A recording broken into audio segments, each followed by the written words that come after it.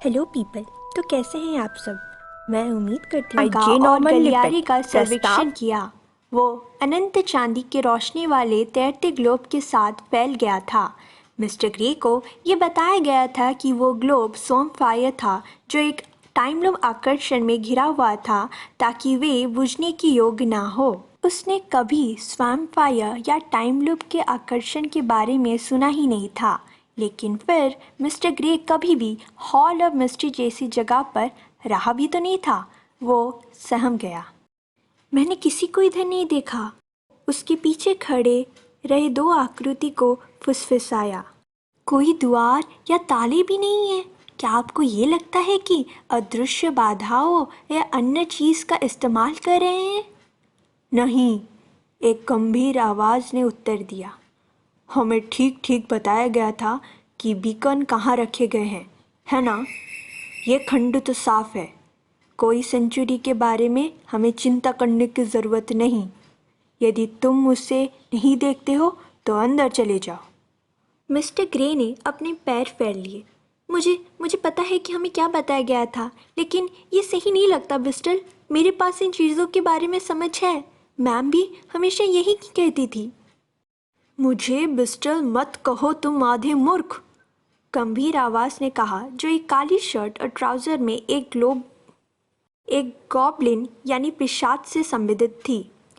जब हम काम में होते हैं तो मैं मिस्टर सैफरन, और रही बात तुम्हारी छठे सेंस की, तो जब भी हम किसी अनजान जगह पर पहुंच जाते हैं तो तुम महान कायर बन जाते हो। जितनी जल्दी हम आगे बढ़ेंगे उतनी जल्दी ये काम खत्म होगा और जश्न बनाने के लिए हम झोंपड़े में वापस चले जाएंगे। तीसरी आकृति एक लंबे बुढ़े आदमी की थी, जिनके पास नुकीली सफ़ेद बकरे वाला दाढ़ी थी। वो मिस्टर सैफरन से आगे बढ़ गए और दरवाजे को देखते हुए गलियारे में लापरवाही से चलने दिए।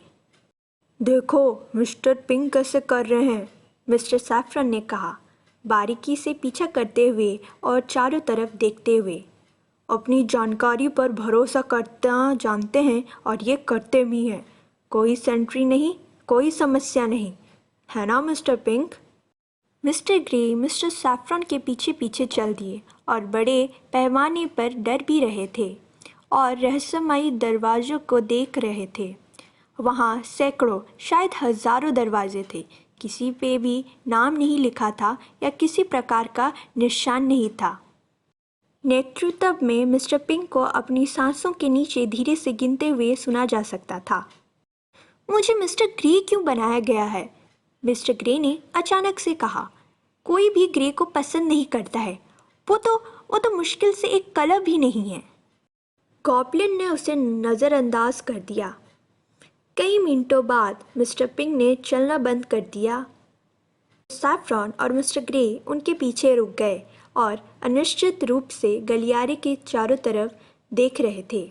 वो जगह नहीं हो सकती मिस्टर पिंक, गॉब्लिन ने कहा। इस खंड में कोई भी दरवाज़ा नहीं है। क्या आपने सही से गिनती की है?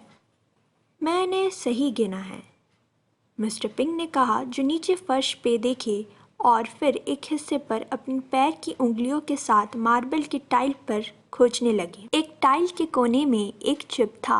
मिस्टर पिंक ने घुटने टेक दिए। उन्होंने हाथों की उंगली से टूटी हुए कोने की जांच की, उन्हें अपने आप से सिर हिलाया और फिर अपनी उंगलियों को झुकाकर छेद के अंदर से दबा दिया। मार्बल का फर्श एक आयताकार खंड के ऊपर की ओर खिंच गया मिस्टर पिंक की उंगलियों की मदद से। वो झुक गए और फर्श का आयताकार हिस्सा